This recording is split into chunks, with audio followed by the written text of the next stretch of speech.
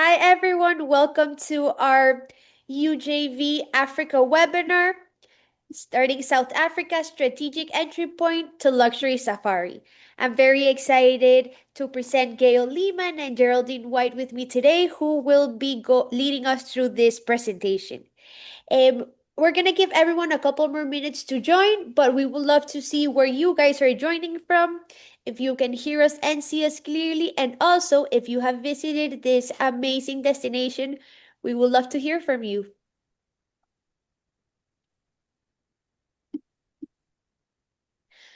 We have Winnie from Chile, New Jersey.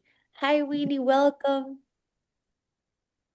Excited to have you all here. We have David from Cali, Colombia. Welcome. We have Laura from Ontario, Canada, 39 today, and recently returned from Cape Town in December. Oh, Welcome, nice. Lara. Excited to have you. We also have Cindy from Seattle, Washington.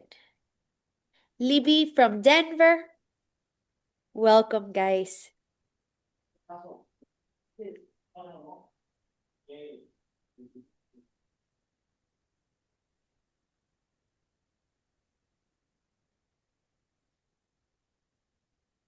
We also have Claire from Houston. Welcome, Claire.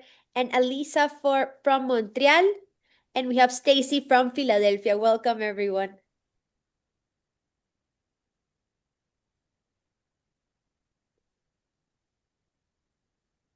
And welcome to everyone who's joining us. Thank you, Marianita. Good morning. Good morning.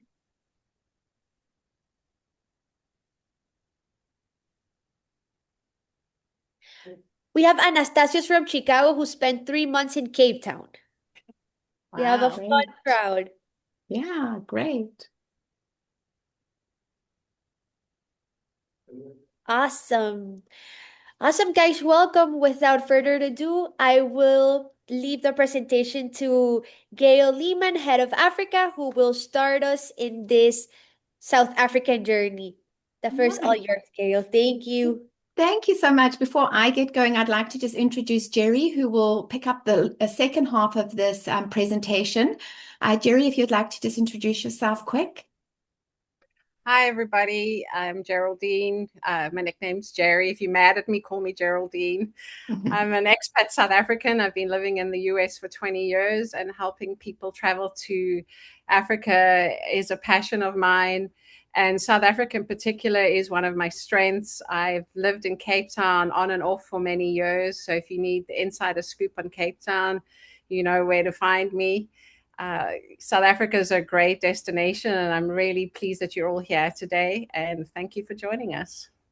Thanks, Geraldine. And a little bit about me. I too am a fellow South African, have lived in the United States for over 30 years, born in Zimbabwe, grew up in South Africa, and feel very privileged to have been able to travel and experience many of the wildlands and beautiful spaces we now help your clients travel to. I've been in the luxury space for well over 10 years, and I have had the privilege of leading this team since April 2025. The slide you see here just represents our destination specialists, but this Africa team also consists of an in-country ops and guest experience team, as well as a travel coordinating team. So we are a 14-member strong and growing, and all here to support you. So without further ado, I think it's wonderful that you're all with us here today. We have a lot of ground to cover. So I'm thrilled to set the stage where we can focus on South Africa. For many, it is the front door to Africa. And our goal here today is to help you feel completely comfortable taking that first Africa inquiry. You don't have to be an expert on every lodge in the bush. I think what you really need to do is just understand the logic of the destination and what questions to ask. So as we land on this first slide in our presentation, why South Africa as a starting point?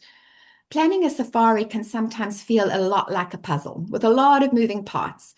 And what I love most about South Africa is that it lowers that barrier to entry. It takes the complexity out of the equation for you and your clients. For those taking their very first safari, there's often a bit of nerves. South Africa feels like a soft landing. It's wild, it's authentic, but it's supported by world-class infrastructure, which does make that transition feel seamless. And when we are talking about bucket list trips or honeymoon trips, there's no room for error. Your clients want the wow, but they also want predictability.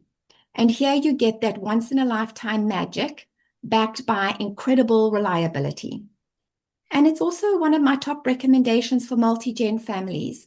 Between the malaria-free options and the ease of getting from a vibrant city like Cape Town, which some of you have already traveled to and experienced, into the bush, it works for everyone, from grandchildren to grandparents and everyone in between. So at the end of the day, South Africa provides accessibility and infrastructure that serves as a strong foundation. And when planned well, it allows the traveler to stop worrying about the how and start focusing instead on the experience. But here is the key to making that foundation work. You have to respect the calendar. While South Africa is a year-round destination, where you go depends entirely on when you are traveling. And that brings us to this next slide. Climate matters. So I want to start by addressing the biggest misconception out there. The idea that South Africa is a one-size-fits-all when it comes to weather. It's a massive country. It's about twice the size of Texas, and it contains dozens of microclimates. For today's discussion, I've grouped them into sort of 4 strategic hubs that drive the vast majority of our itineraries. And these regional differences directly impact or affect how much wildlife your clients will see and their overall comfort. And to make this easy for you to explain to a client on the fly as to how to compare these regions, it's often best compared to US climates. So on the next slide, let's take a look at our regional climate cheat sheet. We use these analogies because they immediately manage client expectations. Instead of talking about degrees and rainfall, you talk about a feeling that they already understand. So this is your cheat sheet. If you can remember these comparisons, you can handle almost any initial question about weather and when it's best to travel. So the north, which is your Kruger, Sabi Sands, Timbavati area, think of it like Texas or Arizona. It's your classic rugged safari land. Best time to travel is May to September. Not the only time, best time in terms of game density. Their dry winter, just like the American Southwest, the bush thins out and the animals gather at waterholes, which make this a gold standard for game viewing. If we move to KwaZulu-Natal, which is on the East Coast, this is more the Florida of the US. It's a year-round destination. It's lush, it's humid, it's subtropical. It offers an incredible contrast to the Kruger. It's just 1 hour flight away from the Kruger. You move from that dry veld into a completely different ecosystem with totally different topography, wildlife, bird life. It's for a client who really wants to see the many faces of Africa, experience 2 completely different ecosystems in a short trip. And then there's the Cape. The Western Cape, best between September and May, and very much a Mediterranean climate. Dry summers, wet winters. This is the California of the trip. It's about food, culture, scenery, it's lifestyle. This is an anchor to many of a great South African itineraries. And then there's the Eastern Cape, which is temperate. It's breezy and green and much like the American Southeast. And this is a critical region for you to know, because this does offer exceptional game viewing. It does have the big 5, which many want to see, and it's completely malaria-free. So what also makes this special is a lot of the properties are conservation-based game farms. So it's a bit more intimate and educational, making it a top recommendations for families or clients. So that's just your cheat sheet. On the next slide, we look at the map. And when we look at this map, you'll see right at the top, we have Kruger. Remember our Texas-Arizona analogy? When you see that on a map, remember the dry winters. It's not just about rain for the client, it's about the wildlife. The grass drops, the water dries up, and the animals congregate. That dry winter is exactly why game viewing is so world-class in this area between May and September. If you notice there, Mozambique sits on the shoulder of the Kruger. This is what we call Bazaruto. It's the perfect mic drop for a luxury itinerary. Powder white sands, crystal clear water that maps perfectly to the best safari region. So combining safari and beach is so easy to do when we combine Bazaruto with Kruger. And then when we look at number 3 and 4 on the map, we have the Cape to Cape. A question we often get is, can we do Cape and safari in one area? Absolutely. We often pair the Western Cape with the Eastern Cape for what I call the ultimate Cape itinerary. You start with the culture and the wine of the Cape, that California vibe, and then it's very short, easy hop over to the Eastern Cape. It keeps the climate consistent, travel time low, and most importantly, it's a completely malaria-free safari experience, which is a perfect low-stress luxury trip for families or multi-gen families. And then there's the wild, the culture and the wild. That is number 1 and 4. That's combining the Cape with the Kruger.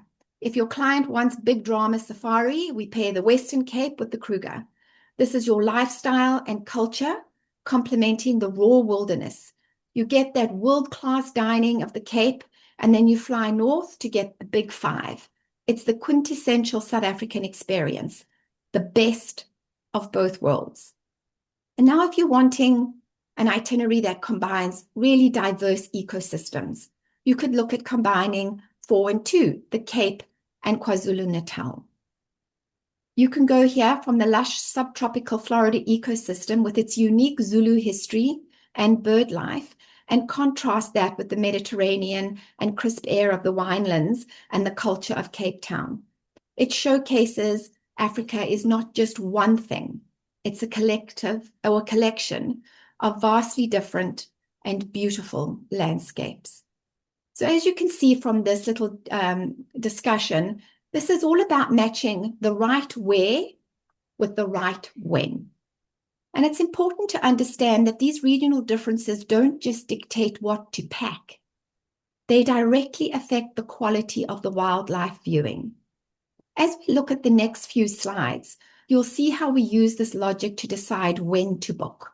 If a client has a specific month they have to travel, that determines the region. If they have a specific experience they want, that determines the month.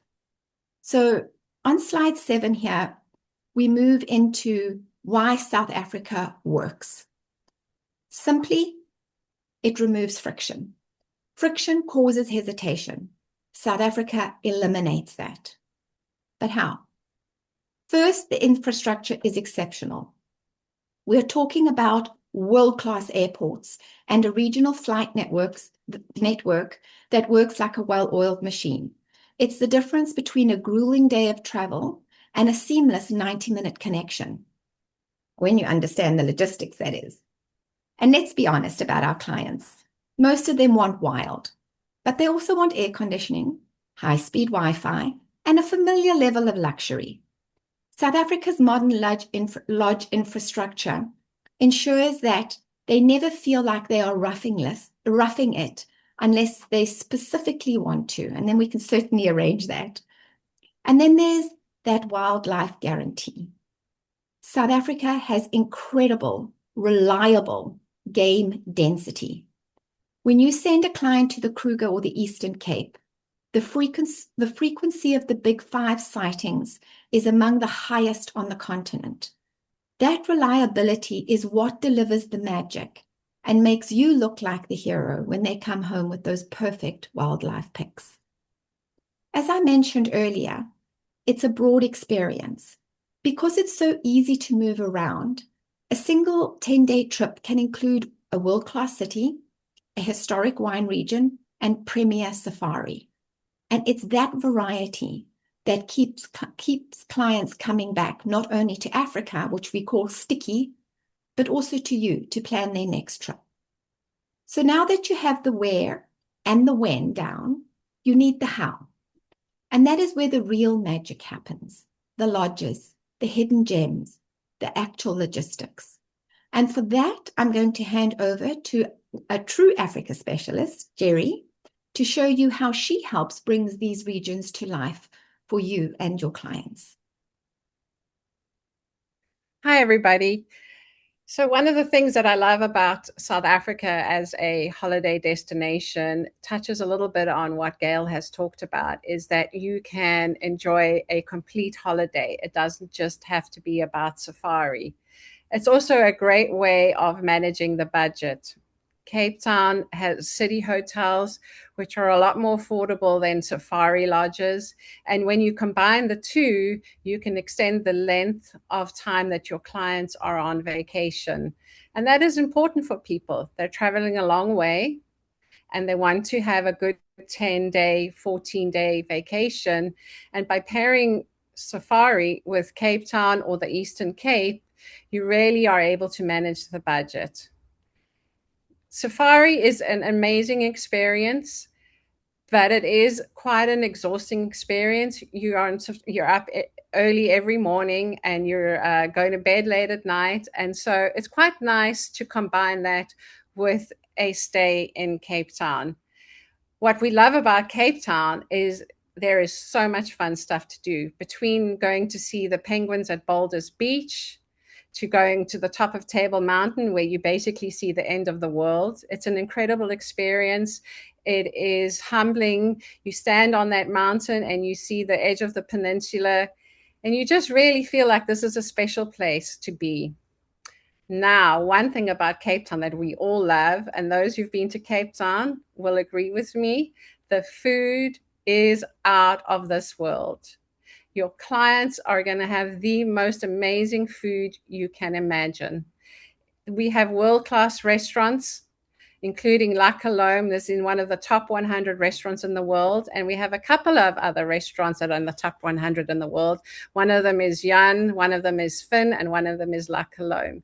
So people think, oh, I'm going to Africa, I'm not going to have great food. Let me tell you, you are going to have the most incredible food you have ever experienced in your life. Now, I have a mother-in-law who's particularly picky. She only eats meat and fries, and she was even blown away by the food in Cape Town. There is something for everybody. Now, some of the food is a little out there for some people, but typically most restaurants will also have food that seems familiar to your guests. So they are going to enjoy a great scene. Now, for those that are into history or art and design, we also have great art museums like the Zuid-Smoker. We have a great design world in Cape Town. There is a great up-and-coming design scene in Africa, and in South Africa in particular. It's very hip, it's very avant-garde, and for those who enjoy that kind of thing, it's a stunning place to go. And of course, don't forget the winelands. People think, oh, I don't want to go to the winelands, I don't want to go wine tasting. They're thinking Napa Sonoma. It's such an integral part of being in the Cape. It's a must-see. We have a very different kind of feel in the winelands. A lot of our wine properties have accommodation and restaurants. It's not just about wine tasting. There's a ton of things for kids to do. A lot of the wineries and the wine farms will have jungle gyms for the kids. There'll be garden tours. So don't think, oh, my kids are going to be bored at the winelands. Take them along. They will have a blast. So this is a great balance for people wanting to go to South Africa. So if we could move to the next slide, please. So safari is about logistics. You know, people think, oh, I've got plenty of time. I don't need to decide now. I don't need to plan my safari yet. You know, there's plenty of space. There really is not. For example, in the Greater Kruger, we place people in between 20 and 30 properties that we've all thoroughly vetted. At least one of our team has been to those properties, and we don't send clients to properties that we do not believe in. So when we recommend a place to you, we know that it's going to work for you. But just remember, it's not an endless amount of rooms that are available, like a city hotel. They are limited. They're between 4 and 12 rooms. There's very few large lodges where you're going to get more than 12 to 16 rooms. One of them is probably Phinda Mountain Lodge, which is in the KwaZulu-Natal region, but that is few and far between. So just remember that there is very limited space. There are also very limited exclusive use family villas for those special clients that want to keep their family together and have a private experience. We only have a handful in each conservancy, so that's something to bear in mind. You know, inventory is finite, and sometimes clients don't realize that, but that's important to note when planning a safari. When we say we're holding space and that it can be snapped up quickly, that is something that you really need to pay mind to. If your client states are flexible, then it's not such an issue. But if your client states are very finite, very rigid, that is something we should take into consideration. All right, let's move on to the next topic.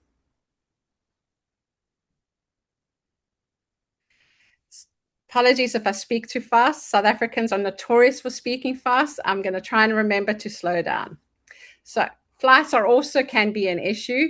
We have several commercial flights into the Greater Kruger. We have commercial flights into the Eastern Cape, but there's only a couple a day. And they're not the big jumbo jets where you can seat 300 people. They are limited in seating. So it's really important that when we plan your trip, that when we say, you know, you need an overnight stay when you arrive in Johannesburg, even if your flight's arriving early enough in the morning to get out on one of those flights, if your flight is delayed or canceled and you miss that flight, you're not necessarily going to get onto the next flight, and there are not a lot of flights available. So that is really something to bear in mind. You need to pair the availability with the lodge as well as the flights. And it's not like a shuttle between New York and Boston where you have 20 a day. There's maximum 2 to 3 into each region. There's 3 different airports into the Greater Kruger, and we pick which airport works best that is closest to your lodge, but they're definitely very limited. So pacing is definitely important when you are planning that, but we help you with that. You don't have to worry about that. We take care of it. Okay, so next slide, please. Why you need UJV. We've both touched on this quite a lot. Part of it is that we understand the routing. For example, I recently had a request for a trip, and they wanted 4 nights on safari and then 4 nights on Mauritius. You can't do that. You need to have a layover in Johannesburg because the flights don't connect on time. So sometimes booking by yourself might seem like a great option because you don't really understand the flight routes, and it can cost your clients a lot of money. So that's part of our experience and our collective experience. We are very familiar with the routing, where we need overnight stays, where it works, where it doesn't. And by using us, we save your clients a lot of money in the long run by avoiding costly mistakes. One of the great things about South Africa is you can launch into the rest of the Southern African region very easily. For example, Victoria Falls, which is a UNESCO World Heritage Site, is literally an hour away from Johannesburg. You have direct flights from Cape Town, Johannesburg, and the Greater Kruger straight into Victoria Falls. The same with Botswana, the same with Mozambique. So like Gail said earlier, you can definitely pair a lot of different vacations into one vacation. Sorry, I'm repeating myself, but you get my point. You know, you can have a lot of variety, and it kind of breaks it up. It gives you a complete vacation rather than just safari. Okay, let's go to the next slide. So booking window expectations, particularly for bigger groups like multi-gens, we really do need to plan in advance. We touched a little bit on it a little bit earlier about how there's very limited exclusive use villas. And when you have a family or a multi-gen family, say you need 4 to 6 rooms, you're basically booking up the entire lodge. And those windows are really hard to find if you are booking last minute, just because if one person books a suite in a 4-bedroom lodge and you have a multi-gen family that needs 4 rooms, you're not going to have space. Now, if you are a smaller group, say you're a couple and your dates are a little bit flexible and you want to book something last minute, it's probably possible, but you do need to keep in mind you may not get your first choice. So for bigger groups, I would encourage booking in advance. I know it feels risky to plan something that far in advance. How's it going to go? Do I really want to do this? But it really makes the trip worthwhile, and you get what you want, and you get the dates that you want, and you get the space that you want. So that is really important for the bigger groups. All right, let's have a look at the next slide. Okay, so this is a good one. I often get requests, for different levels of lodges, and we're trying to explain the difference between the different, like the stars that you would get in a hotel. So a classic entry lodge that a lot of the honeymoon couples that want to book with us, whose budgets aren't quite as generous as some of the older couples, we would place in a classic lodge. And then a good example of a classic lodge at that level would be like the Simpavati portfolio or the Kapama portfolio. Then, we have the next tier up, and that's the Classic Plus.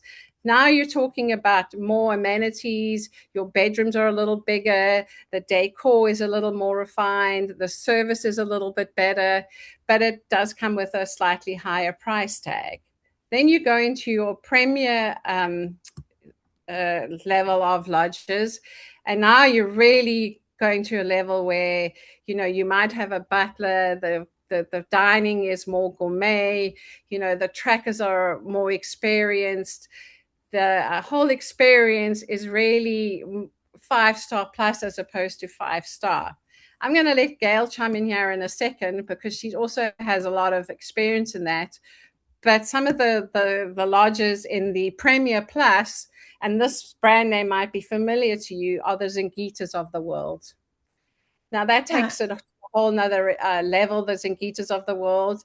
It comes with a price tag, but for those who really want that ultimate refined experience, the Zingita portfolio, and I think we can come up with a couple of other examples in like the Greater Sabi Sands, that's a whole other level. Sometimes we get budget clients wanting Zingita, but they're just going to have a great experience at a classic level lodge too. They're going to get the same big five. They're going to get a wonderful experience. They don't necessarily need to go to Zingita. So Gail, do you want to jump in here and talk a little bit about the different lodging levels?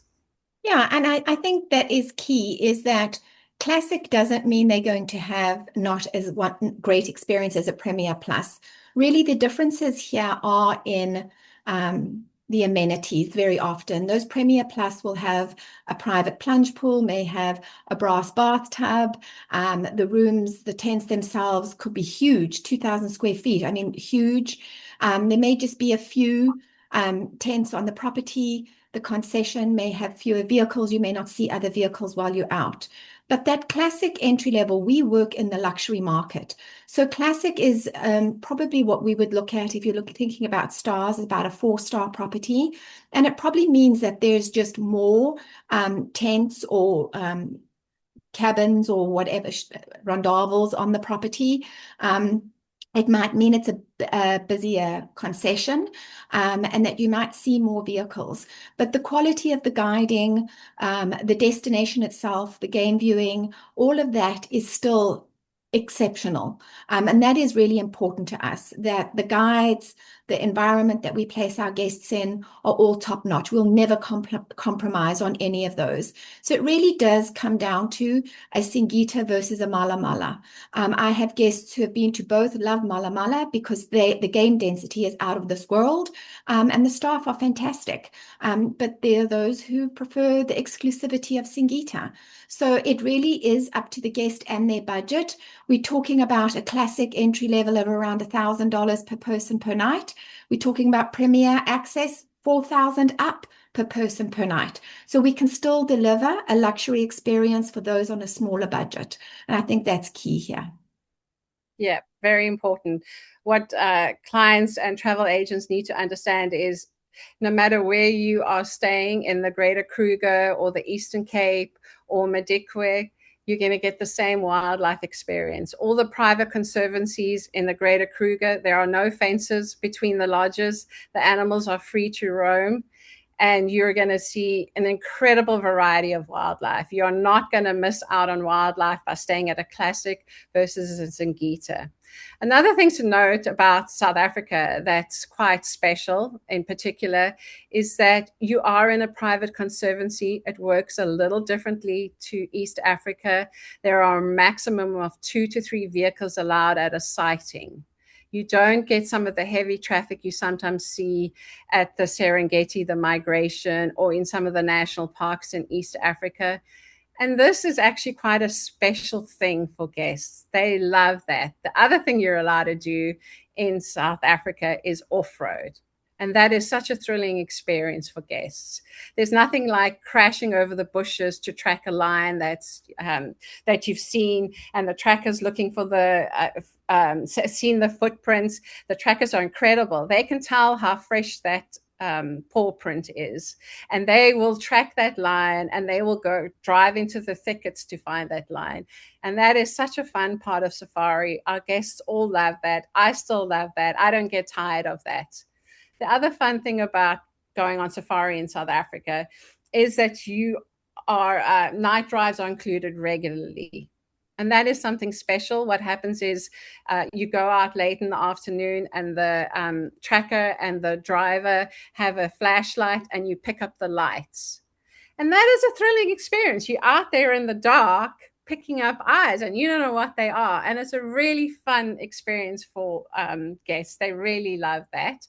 And then, of course, we've got our traditional sundowner. So you are never going to get thirsty or hungry on safari. You're going to get fed 6 times a day. And one of our favorite traditions is we stop just before sunset, and you get served a cocktail or a virgin mocktail, if that's what you prefer. And you get some snacks, and you enjoy the setting sun. It's a really beautiful experience. So just remember, even if your clients do not have the Zingita budget, they are not going to miss out on wildlife. Now, one of the things that we specialize in is placing clients at particular conservancies based on the kind of animals that they want to see.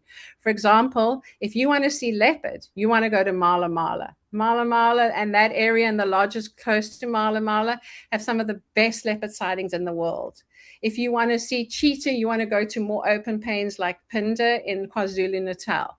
So it's quite important, if your clients have a specific request for what kind of animal they're going to see a lot of. And I'm not saying you're not going to see those animals. You will see them. But if you really have a specific animal in mind, we can direct you to the best conservancy where you have the best opportunity to see those animals. So that is something that we like to hear from you. What animals do your clients want to see? Okay, let's move on to the next slide. So we have a variety of itineraries that we can pull together, and Gail talked about that a lot earlier. So I'm not going to stay on this one for too long, but we can do the combination of Cape Town city culture with the winelands, and we can do a malaria-free Eastern Cape or Madikwe itinerary. A lot of people are interested in seeing the history of Johannesburg. It's a hustling, vibrant, bustling city. And then you can head out to the Sabi Sands, which is just a quick hour flight, to the famous Victoria Falls. And then you can even pair the iconic Okavango Delta, which is also a World Heritage Site. So there's a lot of variety you can achieve by going into South Africa, and it's a launch pad into the rest of the region. The other thing we can do is bush and beach. So, for example, a lot of the honeymooners want to go on safari. They're not interested in going to Cape Town. They want to go relax and have a romantic honeymoon on the beach. And it's easy to pair that with Mozambique or Mauritius or even Seychelles is direct flights. So that's something to keep in mind when you have honeymooners. And I know that a lot of the honeymooners really want to end on that lovely romantic beach vacation. So that is definitely something that's really easy to do in South Africa. Any thoughts on some of those itineraries, Gail? I didn't want to stay on them too long, running out of time. Yeah, and I think key is that we do not have cookie cutter itineraries. We really do plan around your client's budget. the time of year that they're wanting to travel, what they're wanting to see. This is just a sampling of what we can do. But honestly, every itinerary is designed for you specifically and your clients. Yeah. So bearing that in mind, let's go to the next slide. The more information we have about your client, the better we can make the trip. For example, if you're a honeymoon couple versus a retired couple, we're going to plan a very different trip for them. So traveling matters as well, because children under 12 are often allowed to stay in their parents' room in a triple or a family suite. So those are, there are not a lot of family suites available.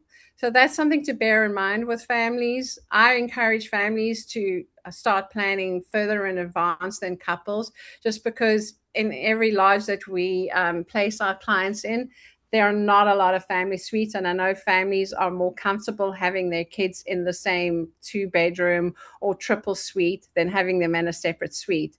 So, that really matters. The more we know about your clients. Now, a lot of the honeymooners want a contemporary style. A lot of the older couples want a classic safari look. They want to feel like they're in Africa. So the more you tell us about your client, the better we can match them with the right property and the right trip. Budget is also very important. We need to understand the budget. The more we know about how much you're willing to spend and what kind of experience you're looking for, we can also match those properties. And that's one of the things about South Africa. Having, the city part of it really does manage the budgets by combining the two together, because the city hotels are obviously more affordable than the safari lodges. So it does make a big difference when planning for example, the honeymoon entry level, luxury level clients. Obviously, the clients who have a bigger budget, it's not such a big issue. But also, you don't want to be on safari for 10 days. It's quite tiring. It's nice to have that variety, to feel like you've got a complete trip, to feel like there's a lot of different things you can do and it's not monotonous. All right, I think we can move to the next slide. I don't know if you want to add anything about budget there, Gail. Yeah, I'm good. Yeah. Okay, good. Okay, must have covered it all. So, ready to craft your client's unforgettable South African journey.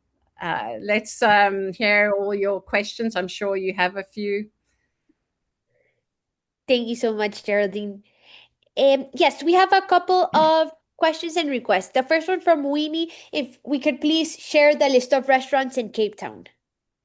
Yes, I think we can do that. Yeah, we actually have a guide of all recommended restaurants that we send to our clients. And we also have a guest experience team that actually makes restaurant reservations for your clients. So we do support you in that. But yes, I'm sure we can share that list easily enough to this group. And another thing that we all do is we keep our fingers on the pulse. Cape Town's a happening scene, and there's new and hip restaurants opening all the time. We don't necessarily send you to the same old list of, standby restaurants, that everybody has heard about. So that's something important to know. We all really pay attention to what's going on in the Cape Town scene. Thank you. We have a question from Christina. If May through September in Kruger North is at all like Central Arizona, are temperatures in the 100 and 115 degrees? Yeah, so I did respond here in the comments. So May through September is actually fall to spring. So it's their winter. So the temperatures are really low. You can see temperatures drop in the evening to around 40 to 45 degrees, and daytime temps are between 70 to 75. So this is a really temperate time of year to travel. The other thing is December through February is summer, and yes, temperatures do get up there. They can reach into the high 90s. So if you do have clients that are traveling outside of that May through September, you can expect thunderstorms, rains, as we're seeing now in the Kruger, and high temperatures, and then definitely air conditioning is a must. Thank you, Gail. Just to note, Gail, the off-season period is there is more availability. June Better to rates. August is peak. Everybody's on their summer vacation. And the other thing is we do have air conditioning. So don't forget that. Even if it's hot, you've got air conditioning. You'll sleep well. Thank you so much. And we have a comment from Laura. And she says, absolutely love working with UJV. I'd be lost without Ruby's advice as I grow my safari business. Yes, we agree. Thank you for working Ruby's with us. We love wonderful. We love. Ruby. She's amazing. Say hi, Ruby. Is she Show your on? face. I She don't. may I not thought. be here today. I thought she. I saw her earlier. Okay, yeah. Thank you. And we also have a question from Laura. What age do you recommend for kids traveling with multi-gen? How young is too young? All right. So with a multi-gen situation, you can have children from any age. And most times what's going to happen is we're going to put you in an exclusive use property. That means you can have a newborn baby. And very often when we are an exclusive use camp or an exclusive use bush villa, you have a full complement of staff that'll also be there to help with the children. You have your own private vehicles, so you're not limited to when you go out on safari. And again, the kids are taken care of. So when you do have a really young child, we are going to have to be in an exclusive use property. If you are wanting to go into, we don't have an exclusive use bush villa available, so we're going into a camp with maybe 6 or 8 tents. Then if you have children, we are going to be subject to the age of the requirement of that property. And in many cases, that's children under 6 aren't allowed, or maybe even under 12. So this is one of the reasons why it's so important for us to know the age of the children, because this does help guide us on which properties and destinations to look at for that specific group. But if you have young children, we can work with that. It does make it more difficult because we do have to use exclusive use to do that, but it's not impossible. And the other thing to note is that the kids need to be mature enough to be able to enjoy the game drives, and follow the rules. So that's something important. That typically that age of maturity is kind of from 6 upwards. So depending on the lodge, they will allow a 6-year-old, if it's a mature 6-year-old, to be on the game drive. But like Gail said, very young children, exclusive use is the way to go. And you will find as well, if you have children under 12, very often what the requirement will be is that you have a private vehicle. And for the same reason, this allows you flexibility to come back to camp when you need to, if a child is just done with safari. But this is also one of the reasons why South Africa is so good for children. The game density in the Kruger is exceptional. So when you get out there, game is there. It's available. It's quick. It's all over. It's up close and personal. It really keeps kids engaged, which is a little bit different if you're in Kenya and it's the plains and you have to drive a bit further, or game might be further off, you need binoculars. You don't have that. It really does keep kids engaged because of that level of density. Right. And another thing we also pay attention with kids is some lodges are more family orientated than others. So you'll have lodges with a kids club. They have these cute little ranger programs. They have a place for the parents. If the parents want a break, they can basically drop their kids off at the kids club or the kids care, and have a little cocktail on their own and have a little parent me time. So that is something that we can do, and there are lodges that are more focused. A lot of the honeymooners don't want to go to a lodge with kids, so that's something we pay mind to, and we'll put them in a lodge where they can be romantic and they're not bothered by children. So there's something for everybody. Awesome. Thank you so much, ladies. And we have a question from Stacy. For solo travelers, are there supplements or are they paying double? So very often, solo travelers, there is a supplement because it's charged by the room in some cases, and in some cases it's charged per person. So when it's hotels in the city, it's a room rate, and when it's the camps, they charge per person. The conservancies look at the beds, how many people in beds, and if we can't put another person in that room, it's a bed they lose. So typically when it comes to camps, there is a single supplement that is applied. They are the odd one that don't charge a single supplement, but they're few and far between. Like Mala Mala does offer a really good rate to singles, but there's only one room and you have to jump on that space quickly. But they are few and far between. Yeah. Thank you so much. Also, Stacy would also like to ask, in classic lodges, how many vehicles are guests likely to be with at a viewing site? So this is very strict in South Africa, and as Geraldine mentioned earlier, it's limited to maybe 2 or 3 at a site. And very many of these concessions that we sell, you won't see typically vehicles from other camps or other properties. So they're big, especially Sabi Sands. It's a huge concession area. So you won't see a lot of people. Again, game density is huge. So the likelihood that everybody wants to see the one sighting because it's one sighting that you get in the Mara it doesn't happen. So that is something that is really a great point and a selling point for Africa, is that you aren't going to experience those. It feels like a drive-through. I was just recently in the Mara and they allowed 5 vehicles around a lion sighting, but just around the corner there was about 8 vehicles lined up for their turn. So it almost feels like a drive-through at McDonald's, and you just won't get that in South Africa. So another thing that the game rangers do, so for say, example, it's a lodge and they have 4 vehicles. There's a maximum of 6 people allowed on a vehicle. You get 2 people per row, so you're not crowded. They're awesome vehicles. And the rangers are in communication with each other. So say you go on safari and you really want to see a leopard and you're having a slow morning and one of the other rangers sees a leopard. They will communicate with each other and they will plan the timing of it so that when you arrive, you don't have that line of cars and you will get to see that leopard. So there's a lot of cooperation going on between the rangers within that conservancy and that lodge. So that's something really cool that they do for you. They work really hard to find the animals that you are most interested in. Mm-hmm. Awesome, ladies. Thank you. We have a comment and a question from Maria Chapman.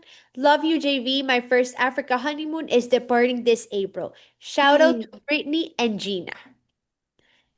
Fantastic. This is a great question, actually. Are you able to book properties that are not part of the UJV collection as well? For example, and beyond? Oh gosh, we book every single property, and I think that can be some of the misconception about UJV Africa, is that we aren't restricted to what you're seeing on the website. We are a DMC, we represent and we have contracts throughout Southern Eastern Africa. So yes, we book and beyond all the time. Singita, Landolozi, Malamala, oh gosh, all of them. So if you have a specific property, certainly reach out to us. And the only reason we wouldn't book a property is if the guiding wasn't up to standard, it didn't meet our luxury standards, it wasn't in an area that was good, or there's a specific reason. And we'll always give you the why, and also give you an option, something that's maybe an alternate to that property. But yes, absolutely, every single one of these properties are properties that we sell. Thank you so much. Quick question. Is there a chance to have a safari by helicopter there? Yes. In fact, it's very, very possible. So that is doable. The other thing, of course, is private charter. And very often, what I do encourage with this team is that if we have more than 6 guests in a trip, we should be using a private charter. Often the cost of the flight for a private charter is not much more than a scheduled flight. And when you've got multiple people, it's so much easier when you're doing a private charter. It gives you flexibility. So yes, this is great infrastructure here within Africa for private charters, as well as safari with a helicopter, doors on and off.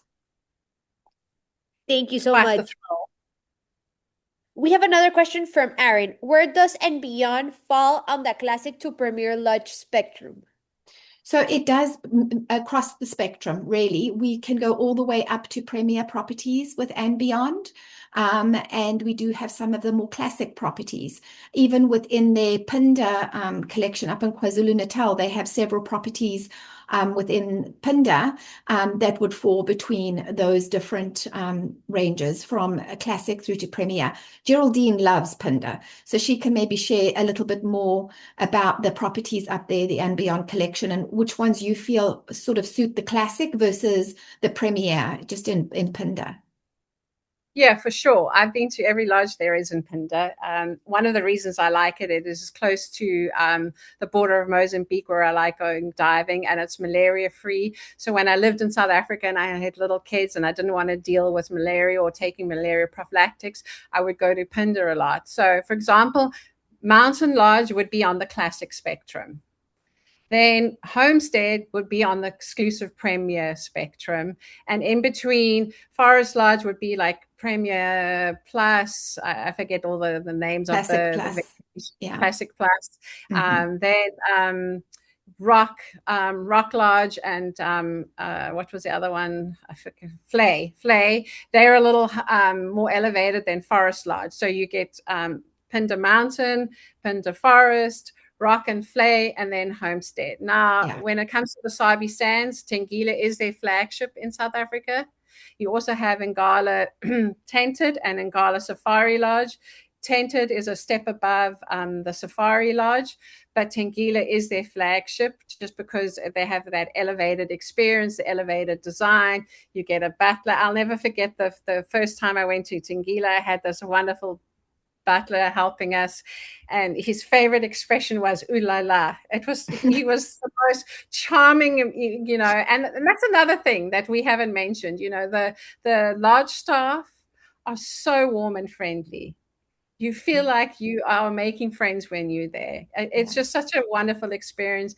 They're all so sweet and so friendly, and they will go out of your way to help you. For example, my mother-in-law, she only eats steak and fries, and the one night they served something she didn't like, and she asked them for steak and fries, and the next thing it was there, and everybody around us was jealous. They wanted the steak and fries. Mm-hmm.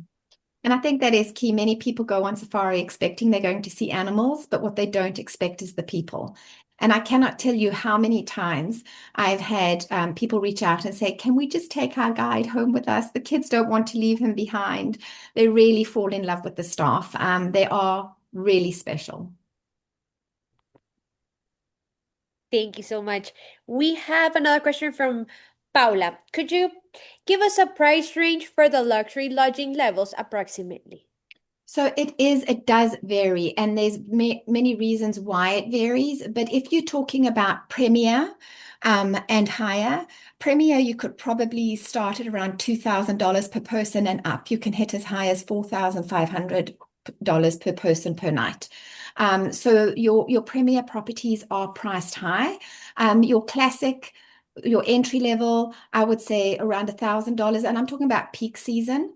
Around $1,000 per person per night is probably a good price point to start at. But again, if we're outside of peak season, that price can be lower. And the other thing to note as well is that when we do have a tight budget and we are wanting to maybe include a premier property, something we often do is we will build an itinerary that maybe has a classic plus ending at a premier property. And that does help balance the budget and give the transition of what it feels like and the comparison between the two.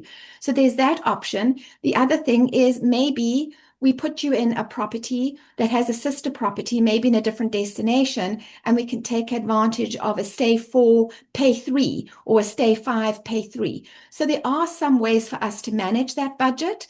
And if we know that budget is a concern, certainly we've got ways to work around these things and still deliver a great itinerary. For sure. And for the honeymooners, a lot of the lodges have 50% off the second partner. So that's something to remember. And also, like I mentioned earlier, combining Cape Town with safari is also a good way of managing the budget. Thank you so much. Any more questions, comments? No, thank you so much everyone for your time. We have a question from Stacy. Is there a recommended length of stay? Sorry, is there a recommended length of time for a first timer? So I think key with the first timer is pace. Geraldine did mention this. Safari starts early. It's very busy. And those early mornings can be difficult. So I think pace is key. I would typically start with 3 days in the Cape Town, head into a safari for 3 nights, then have another 2-night transition. maybe sort of through Victoria Falls or something to give a break from the bush and then end with another 3 nights in the bush. This does help break up the bush. So I think I would say more than a maximum, I would say a minimum should be a week. I don't think if you go all of that way, you should be there for less than a week.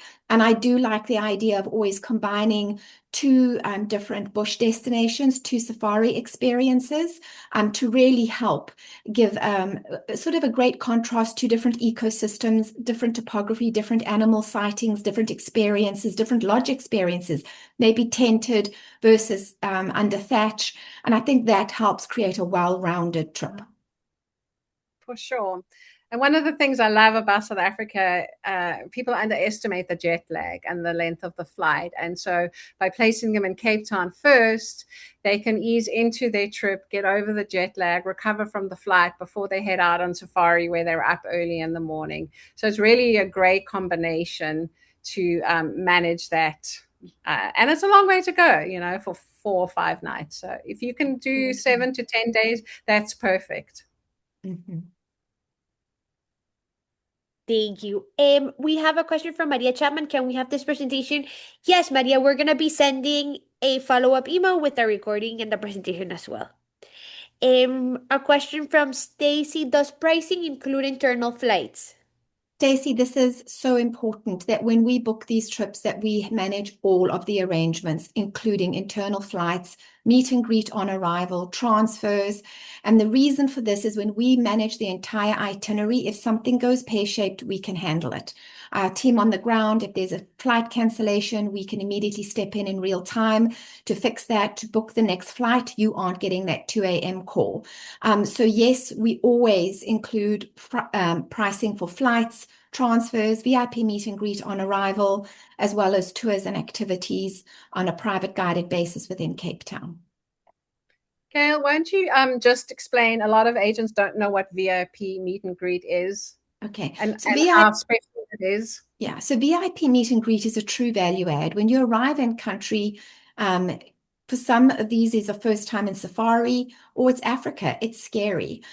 So VIP meet and greet means we meet you off of the plane, not plane side. So as you come off the air bridge, you'll have somebody right there with a board with your name on it. And they will escort you all the way through customs and immigration to pick up your bag, through into the arrivals lounge to meet your driver. And this is invaluable. If you've ever arrived into Johannesburg Airport, certainly you can do the walk yourself, get through customs immigration, stand in the long lines, make your way through, you get your bag eventually, and then you walk into the arrivals lounge and there's 1,000 people with boards. It's like, okay, where's my driver? Where do I go? And panic sets in. So I think, it's something people say, oh, I don't need it. But I think it's something we should have and include in every single one of our itineraries. It sets the tone for the trip. Your client feels special on arrival. It's not a high cost, but it's huge value. So that is something that we like to include. Thank you. I saw somebody ask there about, are you escorted through immigration and customs, and does that help you avoid the long lines? Yes. Big yes. That's exactly what it does. You scooch past everybody, which is amazing.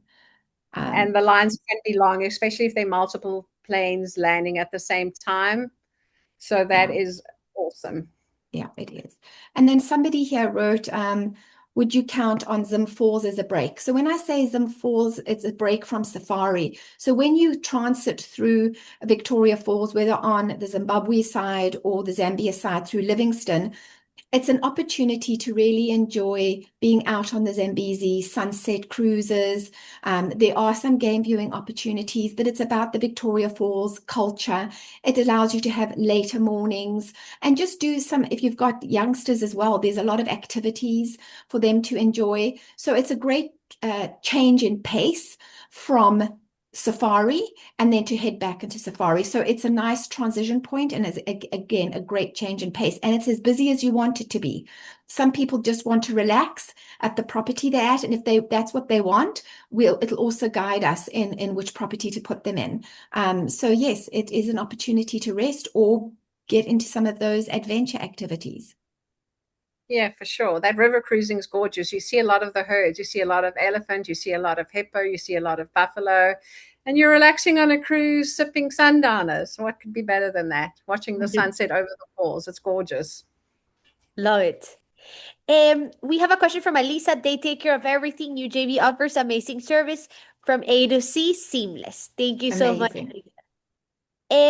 We have another question from Anne. Do you have a list of qualifying questions you like to have answered? Absolutely. And we actually prepared an agent-facing deck that our team uses when we have a new to UJV agent, which helps them in what questions to ask and why. So if you send us along your email address, I'll be happy to share that deck with you, which goes through a lot of those questions, what to ask and why we ask them and why they're important. Thank you. And we have a question from Teresa Jones.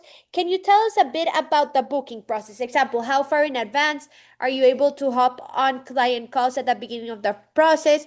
And do we work with the same person every time? Yes, so absolutely. We can jump on a call with you and your client. We love to do that. So when you do have a request, if that's what you would like to partner with us in that manner, we would be happy to jump on a call with you right from the get-go and understand exactly what your client is looking for, what their budget is, and answer any questions. For some agents, they are happy to start that process with us. And then one of the things we implement is that we do, before final payment, we do reach out to our agents again and ask if you would like to jump on a call with your client and with your advisor, and we can go through the itinerary for any last minute changes. And then we do it again with our in-country ops team 30 days before departure, where we go through that itinerary when they're really now starting to think about, what do I pack? What about visas? And they have all of these questions. We go through the itinerary again with them. And again, we're happy to do that with your client and be there as your partner, as your Africa expert. You are assigned a person here at UJV. So you will be assigned a Geraldine, a Ruby, an Alyssa, a Tim, a Brittany, and they pair with a travel coordinator. So you will always have a team that is dedicated to you and your clients. Thank you so For much. sure. We have a question from Anne. Quick follow-up. I would love to get the agent-facing deck. Where should we send our email? And we're gonna add it on the follow-up email after this webinar, so all of you will be receiving it. Thank you so much. And then we have a comment from Cynthia. Yesterday, I jumped on a call with UJV with a client to start the process. My client was very happy. I'm thrilled to hear that. Yes, it really does. Really, that is what we're here. We are your partners in this, and we represent you, and we really want to make you shine, and we want to do the best for the clients. So please never hesitate. If you want us to join those calls, we are happy to do so. Thank you so much.